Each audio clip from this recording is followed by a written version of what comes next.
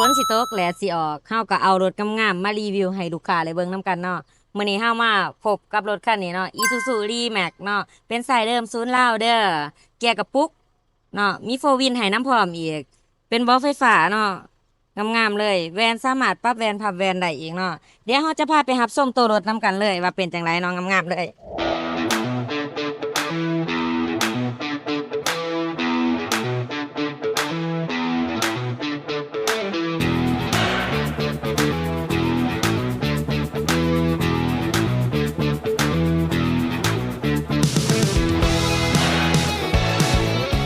ทั้งสองเอง JN เล่าคาโรล่าเมื่อนี้มี Isuzu D-Max เนาะสีขาวงามมานำเสนอเนาะคันนี้จะเป็นสายเดิมศูนย์ลาวเลยปี2013เนาะงามๆเลยเนาะตาฟื้นตาไฟแจ่งๆแจ่มๆใสๆเลยแวนสามารถปรับแวนพับแวนได้เนาะคันนี้แม่นเป็นเบาะไฟฟ้าเด้อเกรด V-Cross เนาะคันนี้เนาะ4x4เนาะสายเดิมศูนย์ลาวเกี่ยวกับปุ๊ก4 Win ราคาแม่น920,000เด้อคันนี้เนาะมาโอ้มาร่วมกันได้จ่ายสดจ่ายผ่อนเป็นเดือนเป็นปีได้เนาะ ไหลทุกสกุลเงินเลยเด้อกะดิกระแจยางสกอร์มีให้ครบเบิดเลยทานมาออกรถนำเฮาติดกรอบผู้กอบตากันเล็บกันสาดให้ครบเบิดทุกอย่างเลยเด้อโทรก่อนทุกครั้งเก้า733โต7เก่าหรือติดต่อมา2ทางออนไลน์ของเฮา JN เลาค่ะลดลาวเนาะทานจะได้รับโพรโมชันของแจกของแถมหลายอย่างแน่นอนเด้อเดี๋ยวเฮาจะพามาเบิ่งทางในนำกันเลยเนาะโอ้ทางในโคตรงามเลยเด้อทุกคนเด้อสะอาดสะอ้างแฮงเนาะเจ้าของเก่าเพิ่นโคตรรักษาเลยฮอเบาะหนังให้อีกเนาะเป็นเบาะไฟฟ้าเด้อปรับได้8ระดับอีกเนาะ มาเบิ่งหลานล้างน้ำกันเลยหลานล้างกับงามๆเนาะสะอาดสะอ้างเลยกว้างขวางแห้งเนาะนางหลายๆคนเลยห่อบ่หนังให้เบิดคันเด้อคันนี้พวงมาลัยจะเป็นพวงมาลัยมัลติฟังก์ชันเนาะงามๆเลยเนาะหน้าจอหน้าปัดของมันงามๆแบบนี้เลยนี่เนาะระบบแอร์จะเป็นแบบระบบออโต้เนาะมาเย็นแห้งเย็นคอยเปิดได้ตามระดับตามขีดของมันนี่เลยนี่เนาะจะเป็นเกียร์กระปุกเด้ออันนี้จะเป็นฟูวินเนาะนี่เนาะ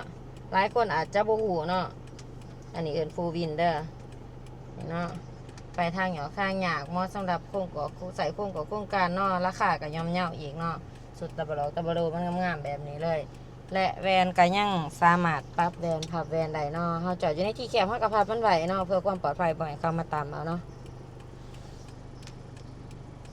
รถแม่นเป็นปี2013เนาะถ่ายปี2013เด้อ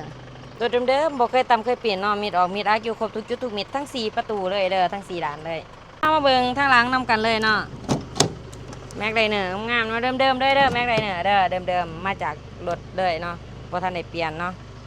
ข้อนอกอยู่ครบทุกจุดทุกเม็ดเด้อฟ้าถอกฟ้าถ่ายของเราเนาะบ่เคยตำเคยเปลี่ยนเด้อทั้งสองข้างเนาะข้างนี้เส้นเดียวกันตาฟื้นตาไฟยังแจ่มใสๆแบบนี้เลยงามๆเนาะกระแจยางสะกัวยังเฮามีให้ครบจนเบิดเลยเด้อมาฟังเสียงจักรเสียงเครื่องนํกันเลยเบิ่งของจักรของเครื่องนํกันเนาะนี่ จักยังใหม่ๆดีๆเนาะสองรางเนี่ยแน่จักดีแอร์เย็นเด้อคันนี้เด้อหัวหนออยู่ครบทุกจุดทุกเม็ดเนาะแฟนถอกแฟนเผียยังอยู่เนาะหมอไฟกับดีๆใหม่ๆเลยฟ้ากระโปรงเนาะเดิมๆเด้อเดิมๆจากโรงงานเลยทุกอย่างคือเดิมเนาะรถคันนี้เนาะ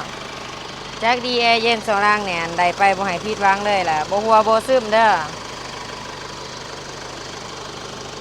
ฝากไปเติมได้ทุกท่านเด้อกับรถคันนี้เนาะ Isuzu D-Max 4x4 เนาะเกี่ยวกับปุ๊กโฟวินเด้อสายเดิมศูนย์ลาวเนาะปี2013มีคันเดียวอยู่เนาะในหารคันนี้เกรด V-Cross เด้อออปชั่นจะมีเบาะไฟฟ้าเนาะแวนสมาร์ทปรับแวนพับแวนได้เด้อราคาคันนี้แมน920,000 บาทเด้อมาโอ้มาร่วมกันได้ใจายสดใจายผ่อนเป็นเดือนเป็นปีได้เนาะได้ทุกสกุลเงินเด้อโทรก่อนตุกครั้ง973 3โต6เกตเก่าหรือติดต่อมาที่2ทางแฟนเพจของเรา JN เล่าคาโรเล่า ทานจะได้รับโปรโมชั่นของแจกของแถมรายด่างเนาะเมื่อทานติดต่อมา2ทางออนไลน์ของเฮาขอขอบใจทุกท่านที่รับชมคลิปของเฮาเนาะ